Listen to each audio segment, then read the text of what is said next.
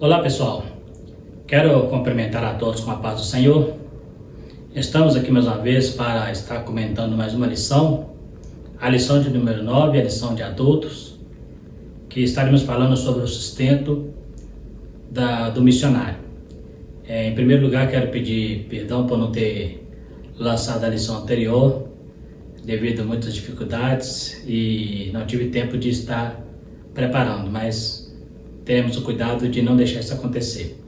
Então estaremos agora falando um pouco sobre a lição, falando sobre o sustento missionário, a lição de número 9. Eu sou o professor Marcelo, congrego na Igreja Evangélica Assembleia de Deus, e aqui eu tenho comentado as lições de adulto e também a lição de jovem. Você que está chegando agora, quero convidar você a estar se inscrevendo no canal, para estar nos ajudando. Se você gostar do vídeo também, possa estar divulgando, compartilhando este vídeo, para que muitas outras pessoas possam estar assistindo às aulas. Também dando seu like e ativando o sininho para receber as notificações dos próximos vídeos. Então estaremos falando dessa vez sobre a igreja e o sustento missionário. Já temos falado algo relacionado a isso, sobre a responsabilidade da igreja com o missionário transcultural. Falamos sobre a responsabilidade da igreja em relação ao missionário enquanto estiver no campo e também quando ele voltar do campo, e estar ali de férias ou quem sabe encerrar a sua carreira como missionário. É uma obrigação da igreja estar cuidando da vida desse missionário. Haja vista que durante o tempo que ele esteve no campo missionário, ele abriu mão da sua vida pessoal, da sua vida social, da sua vida econômica para estar investindo no reino de Deus. Então é justo que a igreja reconheça esse trabalho e esteja sempre auxiliando este missionário. Então falaremos um pouco sobre esse sustento e como deve ser feito. A lição é o textual, diz assim: o meu Deus, segundo a sua riqueza, suprirá todas as nossas necessidades em glória por Cristo Jesus. Filipenses capítulo 4, versículos 19. A verdade prática: o sustento missionário é um investimento espiritual que Deus acredita na conta dos doadores. Então, quando nós investimos na vida do missionário, estamos investindo no reino de Deus. Gosto sempre de dizer que não seja a minha motivação a recompensa, mas abençoar o missionário no campo. Que a recompensa seja simplesmente uma consequência da minha voluntariedade, mas não a minha barganha com Deus em relação a isso. Porque tem muita gente que investe no reino de Deus, mas esperando uma retribuição, Mas não é essa a função daquele que quer adorar o Senhor. Para a tua oferta ser aceita, ela precisa ter um objetivo principal, que é adorar o nome de Jesus, A introdução. O propósito desta lição é mostrar de maneira bem específica como a igreja pode engajar no sustento missionário. Falaremos da generosidade da igreja de Filipos em detrimento da igreja de Corinto, que inclusive questionava o apostolado de Paulo. Veremos a importância de reconhecer o sustento missionário e como um dever da igreja. Então nós vamos ver aqui, estaremos falando sobre essas duas igrejas em particular, sobre a igreja de Filipos e a igreja de Corinto, também sobre a generosidade que elas tinham, e em detrimento de uma igreja que ainda não era generoso com Paulo, ainda questionava o ministério de Paulo. E veremos que o sustento do missionário é uma responsabilidade da igreja. A nossa primeira tópica aí, a igreja de Filipos e o sustento missionário. Paulo e a igreja de Filipos. Paulo aceitou com muito bom grado a ajuda dos filipenses para o seu sustento missionário, principalmente por ser uma iniciativa voluntária. Através deles, Paulo disse que tinha o necessário e ainda sobejava. Paulo fala que não procurava dádivas, mas ficava feliz em receber.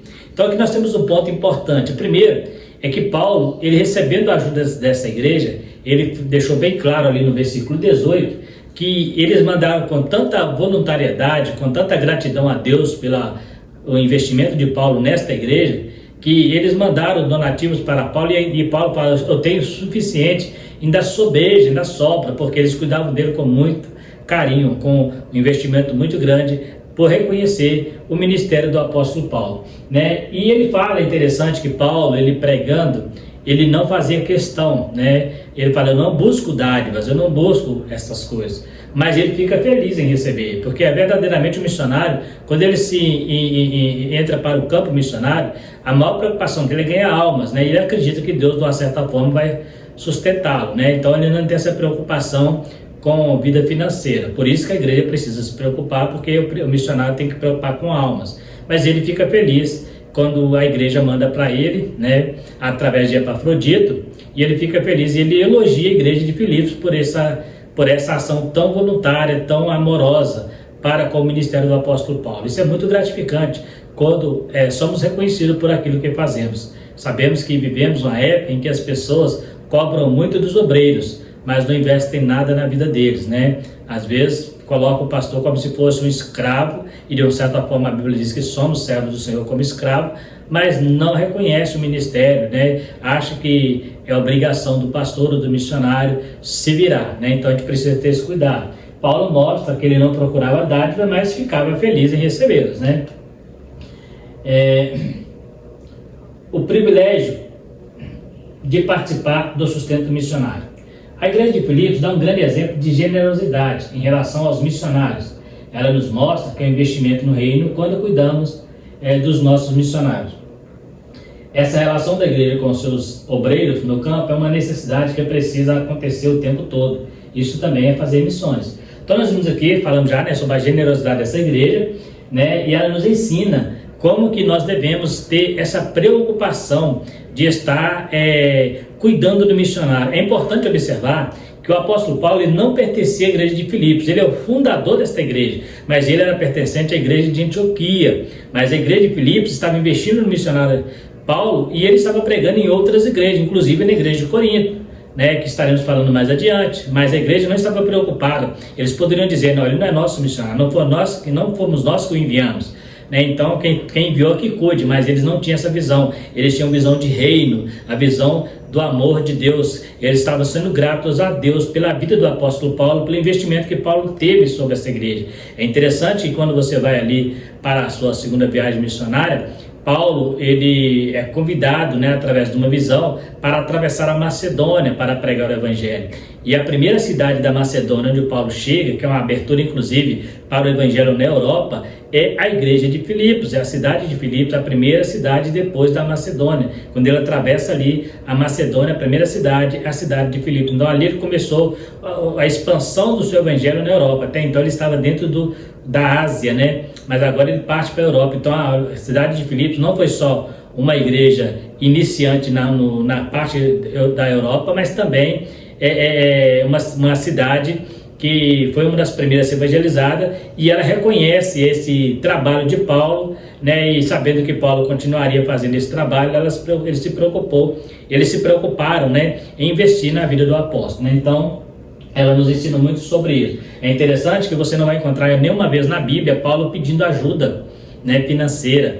Paulo pedindo à igreja, você é obrigado a me ajudar porque eu estou pregando para vocês. Paulo não pede, ele fala, não procuro dádivas, mas ele ficava feliz. Então a igreja de Filipos entendeu que Paulo precisava de ajuda, que Paulo precisava de ajuda financeira, né? Ele precisa de oração, precisa de jejum, como falamos em lições anteriores, mas ele precisava também do alimento, precisava também de subsistência. Então é interessante quando a igreja não precisa ser cobrada nesse aspecto. É interessante quando a igreja percebe essa necessidade sem que haja nenhum esforço, que seja voluntário, seja o desejo da igreja estar abençoando a obra do Senhor, né? Então é interessante e uma grande honra para a igreja ter feito isso na vida do apóstolo Paulo, né? Em relação a essa relação da igreja com seus missionários no campo, é uma necessidade que precisa acontecer o tempo todo. Ou seja, não é só investir um pouco e acabou, porque eles têm a vida contínua, né? Tanto no ministério quanto quando eles terminam o seu ministério. Então a igreja precisa sempre preocupar em estar sempre enviando, né?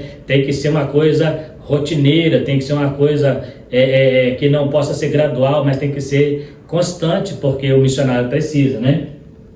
E isso é fazer missões. Esperas no sustento missionário. Como já falamos em aulas anteriores, o sustento missionário envolve muitas áreas da vida financeira do missionário, como, por exemplo, alimentação, moradia, assistência médica, transporte, entre outras coisas. Com a sua necessidade suprida, dá ao missionário a tranquilidade de não se preocupar com a sua vida nestas áreas, né? Então o missionário precisa estar com a cabeça tranquila, dedicando ao reino de Deus e não preocupando com coisas materiais. É a mesma situação quando os apóstolos foram questionados em relação às viúvas gregas que questionavam não sendo ajudadas no mesmo nível das viúvas de Jerusalém.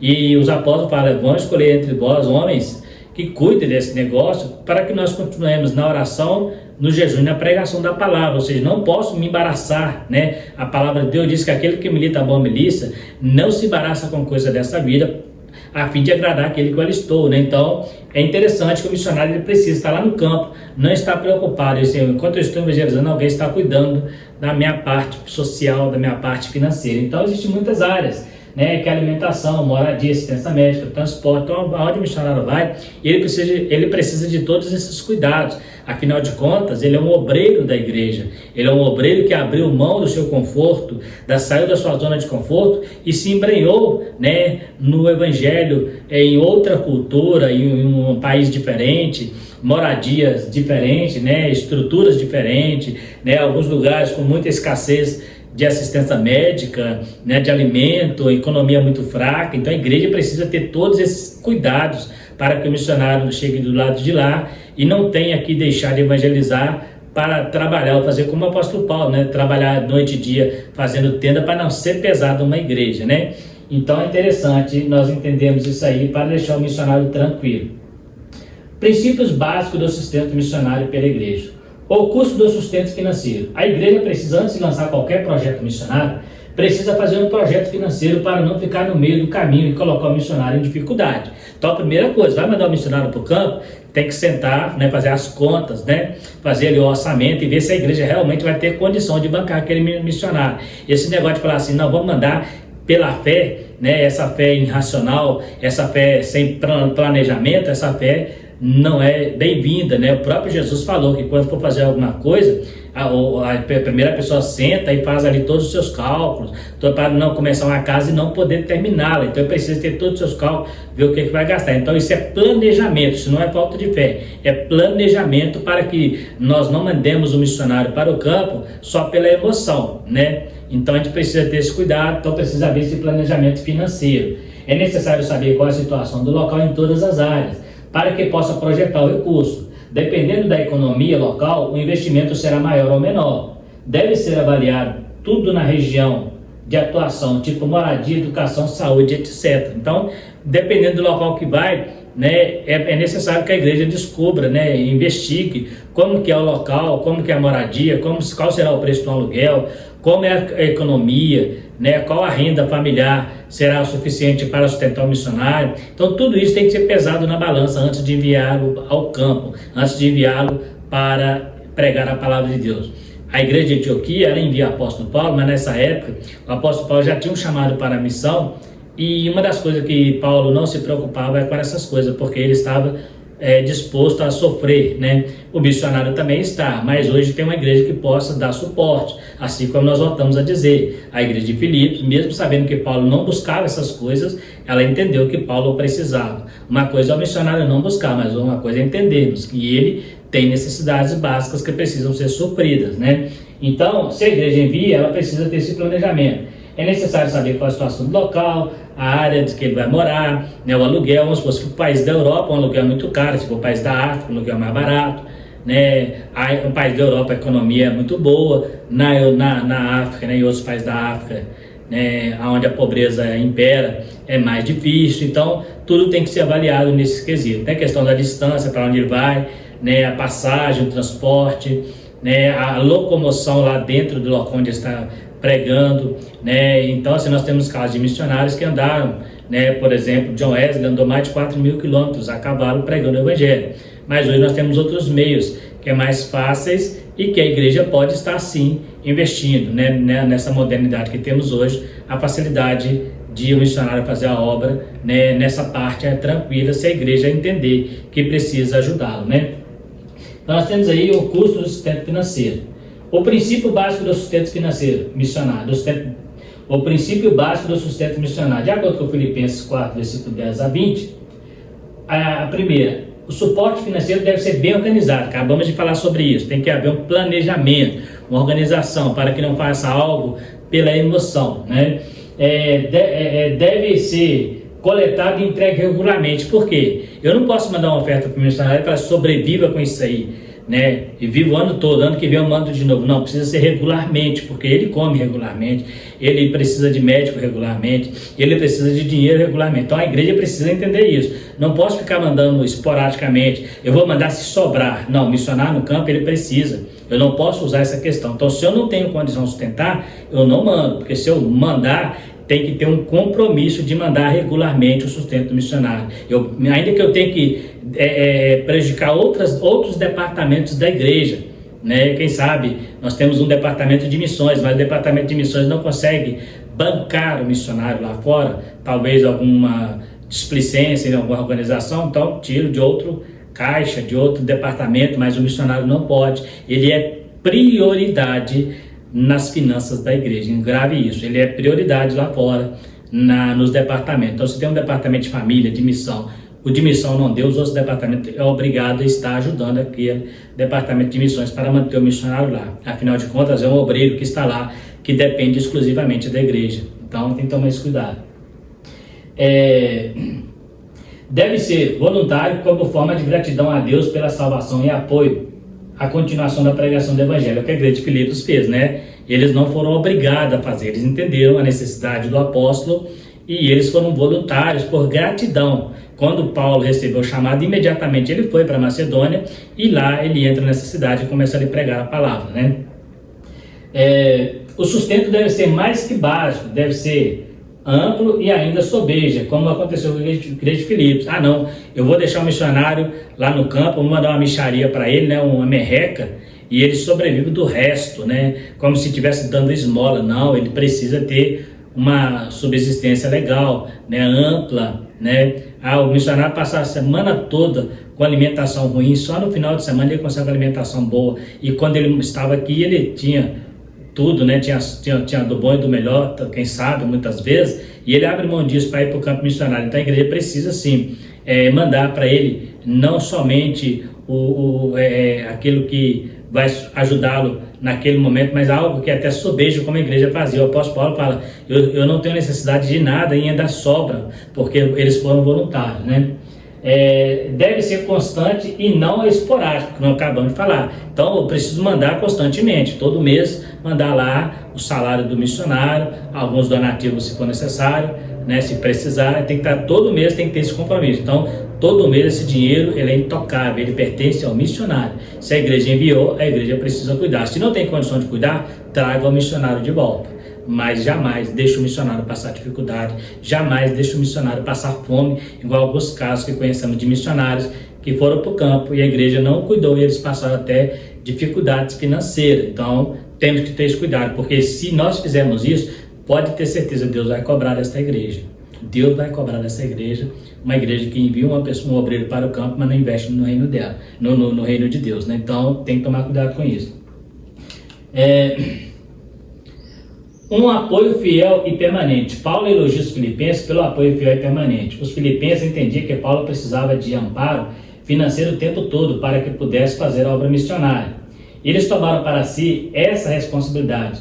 Isso fez com que Paulo os elogiasse, pois, como o missionário dependia dessa constante ajuda, não precisaria fabricar tenda, como aconteceu, né, quando ele estava na igreja de Corinto. Ele falou que, né, começou a fabricar tenda ali junto com a Áquila e Priscila, porque para não ser pesado, uma igreja que teria condições muito melhor do que a igreja de Filipe de estar ajudando Paulo. Mas Paulo, como ele não buscava isso, ele preferiu fabricar tenda, trabalhar. Imagina, ele é um missionário e precisa trabalhar braçalmente porque a igreja não estava cuidando dele. Só que como ele tinha um chamado, ele não voltou do campo missionário e continuou fazendo missões até morrer, porque ele foi chamado para isso. Então Paulo, ele não errou em fabricar tendas, mas a igreja errou em deixar que ele fabricasse tenda. Ele não errou em trabalhar, mas a igreja errou em deixar que Paulo trabalhasse, que Paulo tinha um trabalho exclusivo para o Senhor, que era a pregação da palavra. Como eu volto a dizer aos apóstolos, escolher dentre vós homens sábios, cheios de sabedoria do Espírito Santo, para cuidar dessas coisas, e nós continuaremos na pregação do Evangelho. Então, se o missionário lá fora precisa trabalhar, não é ele que está errando, é a igreja que não está cuidando. Então, ele precisa trabalhar e Deus não vai cobrar dele, vai cobrar de quem o enviou e não arca com as responsabilidades, né?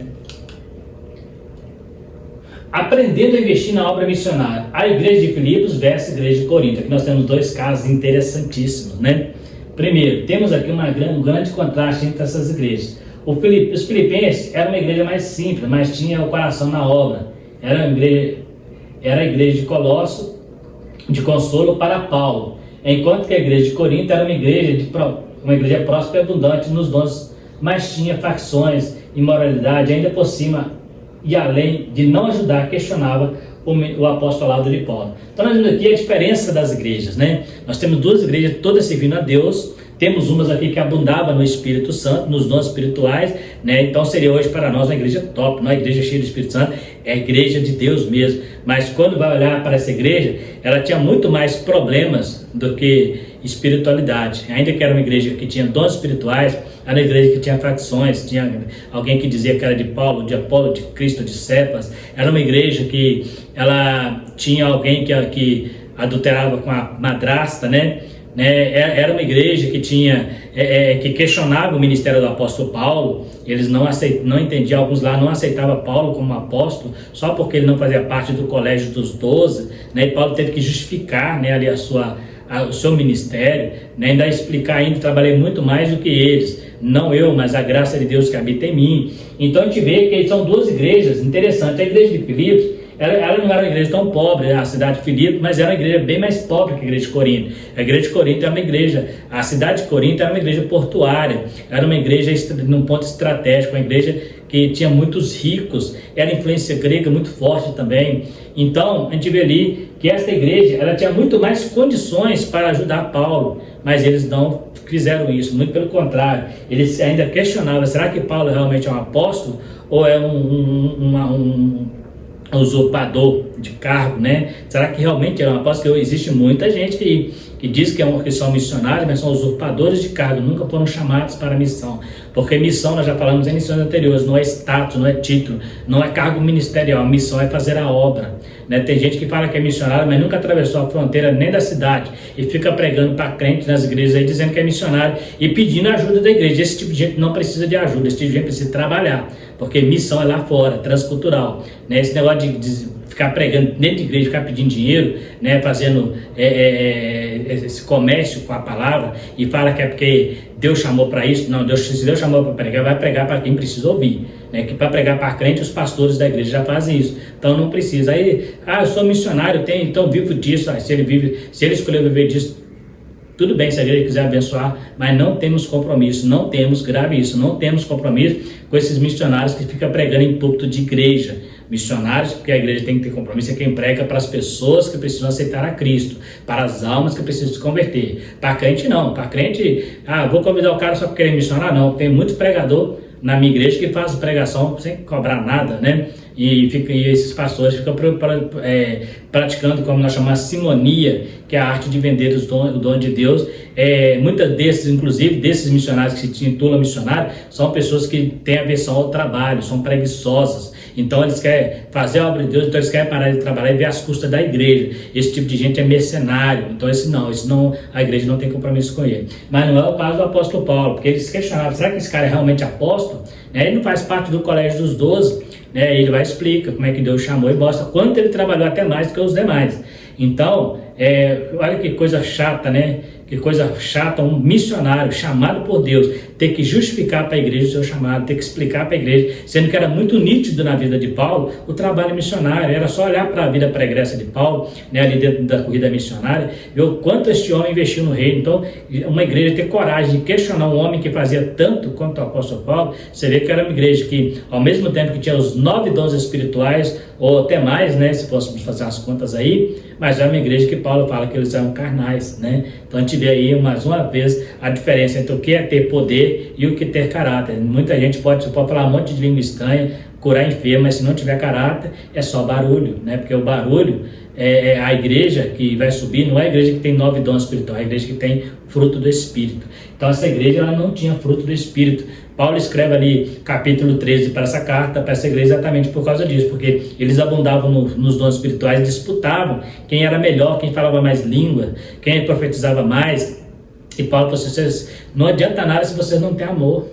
Se não tiver amor, isso não serve para nada. O amor é superior aos dons espirituais. E ele fala no final, permanece a fé, a esperança e o amor. E o maior é o amor. Então, dom espiritual sem ser regado pelo amor de Deus é só um poder que a pessoa recebe para fazer algo aqui, mas não vai garantir salvação. Agora, o caráter, o fruto do Espírito garante salvação. E é isso que Paulo ensina para essa igreja. Uma igreja que tinha dinheiro, que tinha condições de cuidar do ministério do apóstolo, estava questionando. Enquanto a outra igreja, que era mais simples, ele não questionava, simplesmente ajudou. E essa igreja é interessante, que foi uma das igrejas, as maiores cartas de Paulo, né, os maiores escritos de Paulo foi direcionado à igreja de Corinto. Nós temos 2 cartas à igreja de Corinto e mais umas 2 em que se perderam, provavelmente uma delas é citada na primeira carta a Coríntios, né, e acredita-se que há 2 cartas a mais que Paulo endereçou a essa igreja. Então, mesmo ele sendo questionado, ele poderia falar assim: eu não estou nem aí para essa igreja, eu vou tocar o barco para frente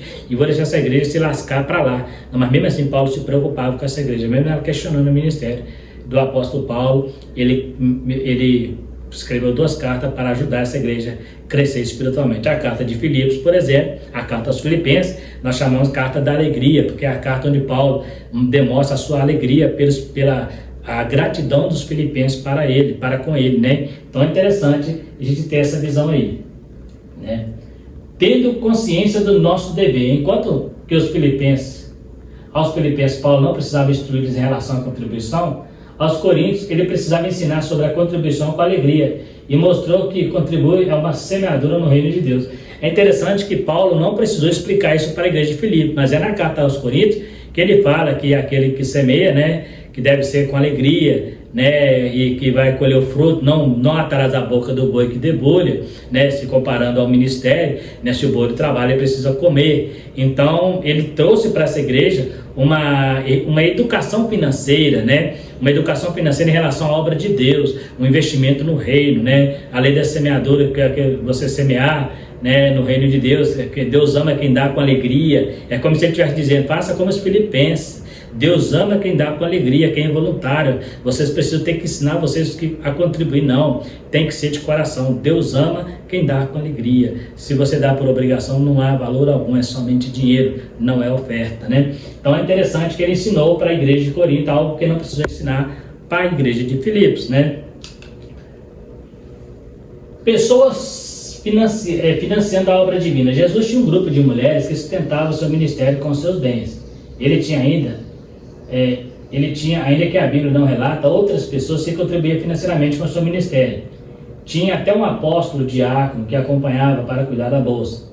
Vemos aí que o próprio Jesus, mesmo multiplicando o pão, ele precisava de ajuda financeira. Ele poderia pensar: não, na hora que eu tiver fome, eu multiplico o pão. Na hora que eu tiver fome, eu multiplico o peixe. Come e fico de boa ali, tranquilinho, né? Que eu quiser tomar ali o vinho, eu multiplico o vinho, vai fazer encanar a galera. Não, mas ele precisava de ajuda financeira. Nós temos aqui exemplo de algumas mulheres que serviam a Jesus com seus bens, né? Jesus nunca falou para ela: não precisa trazer para mim. Muito pelo contrário, ele aceitava e até separou nos apóstolos para cuidar desse negócio, que é Judas, né? Um apóstolo que até então, antes dele virar traidor, era o que Jesus mais confiava na vida financeira, né? Com certeza Judas, antes de ser o traidor, era um homem de caráter. Ao tempo ele foi se desviando, né? Com o tempo ele foi ficando ganancioso, mas Jesus jamais colocaria, né, creio eu, que jamais colocaria alguém que ele não entendesse, que ele não tivesse condição de cuidar da parte financeira da igreja, porque essa foi inclusive a instrução dos apóstolos, homens de boa índole, né? Então Judas era assim, Jesus não errou em chamar Judas, e Judas não foi, como alguns até acreditam, que ele estava predestinado a ser o traidor. Na Bíblia diz que um deles seria o traidor, e Judas se candidatou a este cargo de traidor, mas não é que ele nasceu e não é que ele foi chamado para ser traidor, né? A gente precisa ter essa separação. Tem gente que acha que Judas, quando Jesus escolheu os 12 apóstolos, escolheu Judas para ser traidor. Se Jesus tivesse sabendo que Judas era traidor, ele sabia que havia um traidor, né? Na sua onisciência é lógico que ele sabia, mas como homem ele escolheu Judas com o mesmo critério que usou para escolher os outros 11, né? Então eu vou escolher 11 perfeitinho, 11 aqui que é mais ou menos santo, e vou escolher um demônio. Não, jamais Jesus faria isso. Ele escolheu os 12 com o mesmo critério, né? Observa que Judas, ele traiu Jesus, mas Pedro negou Jesus. Tiago e João queriam tacar fogo em Samaria. Então todos eles tinham dificuldades, né? E Judas, infelizmente, a dificuldade de Judas era na área financeira, né? Ele questiona inclusive quando a mulher derrama o nardo sobre ele, né? Judas fala, poderia ter vendido aos pobres, né? E aí o narrador diz que Judas falou isso porque ele pegava do dinheiro das ofertas. É interessante que Jesus nunca questionou, nunca brigou com Judas por causa disso, porque Jesus sabia que a preocupação dela era pregar a palavra, então não estava preocupado com vida financeira, né? Então, mas Judas é um exemplo de diácono que não se pode confiar, né, quando se desvia, né? Ele foi chamado certinho, né, mas depois ele se desviou do caminho. Mesmo assim, Jesus não tirou a bolsa da mão dele, né? Então a gente vê que Jesus precisava de ajuda financeira. Na verdade, ele ficou 3 anos e meio pregando o evangelho sem trabalhar, então ele tinha que comer. Muitas vezes ele comia na casa de pessoas que ele ganhou, né, aquelas que aceitou a ele, né? Nós temos ele na casa de Marta e Maria, na casa de Simão, né, o leproso. Nós temos ele em várias casas, ele comendo, né, na casa de Pedro. Então, e ele tinha ajuda financeira, e Judas cuidava dessa parte. Então, observa que se o próprio Jesus, sendo filho de Deus, que poderia multiplicar pão e peixe, ele precisava de ajuda financeira, imagina o missionário do outro lado do campo, né? Porque o dom espiritual também não é para isso, não é para ficar multiplicando pão e peixe. Jesus fazia aquilo para que o nome de Deus fosse glorificado, mas não era essa a função do dom espiritual. O dom espiritual é para que as pessoas creiam que Jesus é o Filho de Deus. Então é para isso que serve. Então eu não posso pegar, igual já vi um certo pregador dizer que quando Jesus assumiu a carpintaria do pai dele, que ele começou a usar o dom espiritual para fazer mesa que demorava 6 meses. Ele falava, vem aqui buscar amanhã, a mesa estava lá pronta, como se ele tivesse uma varinha mágica, né? E um pregador famoso, inclusive, falou uma besteira dessa, uma aberração dessa. Se você for na internet lá, você vai ver esse pregador falando essa aberração, de que Jesus passou a usar o dom espiritual para fazer, então Jesus se tornou rico. Ele chegou até a dizer que Jesus tinha casa de praia, né? É uma coisa infantil demais, né? Coisa louca, né? Eu acho que o pregador empolgou demais e falou um monte de besteira. E é um pregador famoso, inclusive conceituado. Então, observa que Jesus precisava, por quê? Porque Jesus ele vivia como homem. Ele era filho de Deus, mas na terra estava como homem, então ele tinha suas necessidades básicas, que precisava ser suprida, né? Então é interessante, sim, entendermos isso aí. Se Jesus, sendo filho de Deus, como homem precisava, imagina o missionário, imagina o pastor com tempo integral, né? Não estamos falando dos mercenários, aqueles que, não, eu vou deixar de trabalhar, que a igreja me sustenta, né? Não é esse o papel. Primeiro Deus precisa chamar. Quando Deus chama, a segunda opção é ser voluntário no reino de Deus, e aí a igreja sim tem compromisso, principalmente no campo missionário. As contribuições da igreja é uma necessidade. Deus não depende de dinheiro, mas a sua obra precisa, isso é fato, né? Vemos isso desde o Antigo Testamento, onde ele separa uma tribo para o culto litúrgico e determina que seja sustentado pelas demais tribos. Esta é uma função dos dízimos e das ofertas. Qualquer coisa fora disso é engano. Olha que interessante. Então, já no Velho Testamento, quando Deus separou, Deus sempre pediu os primogênitos, né? As primícias. Mas só que quando ele separou as tribos, ele pegou a tribo de Levi e falou, eles vão ficar em lugar de todo primogênito. Eles vão cuidar só da minha obra. Então eles não vão trabalhar.